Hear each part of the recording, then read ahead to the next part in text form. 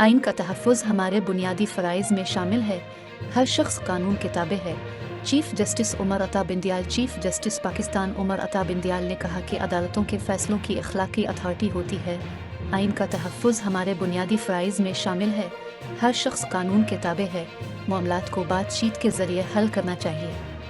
लाहौर में minority rights forum की तकरीब से खिताब करते हुए chief justice of Pakistan Umar Ata Bandial ने कहा कि जस्टिस ए.आर. कार्नसन ने बेहतरीन खिदमत अंजाम दी। Justice A R. कार्नसन ने 23 साल की उम्र में ICS पास किया। वो सिविल सर्विस उहदे पर तैनात हो सकते थे मगर कानून व इंसाफ का इंतखाब किया। Justice A R. कार्नसन ने सुप्रीम कोर्ट को 17 साल दिए।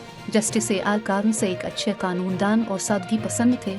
उन्हें कानून के अलावा दीगर बहुत से उलूम पर कमाल हासिल था। Justice A R. कार्नसन जुडिशल सिस्टम के लिए तुर्रा इम्तियाज थे। चीफ जस्टिस पाकिस्तान ने कहा कि जस्टिस ए.आर. कार्नसन की ज़िंदगी जजेस के लिए मिसाल है। Justice A R. कार्नसन जब रिटायर हुए तो उनके कोई असासे नहीं थे। चीफ जस्टिस उमर अता बिंदियाल ने कहा कि पाकिस्तान में अक़लियतों को मुकम्मल मजहबी आज़ादी हासिल है। आइन पाकिस्तान अक़लियतों के हुकूक के तहफ़्फ़ुज़ का ज़ामिन है। 1966 में 2 सूबों ने जमात इस्लामी पर पाबंदी लगाई थी। मौलाना मौदूदी केस में पाबंदी हटा दी गई। चीफ जस्टिस पाकिस्तान ने कहा कि पाकिस्तान दहाइयों से दहशतगर्दी का शिकार है। पाकिस्तान में दहशतगर्दी के खिलाफ जंग में 80,000 से ज़ायद जानें गिनवाईं। अदालत एग्जीक्यूटिव ऑर्डर पास नहीं कर सकती। पाकिस्तान के हर शहरी को बुनियादी हुकूक हासिल हैं।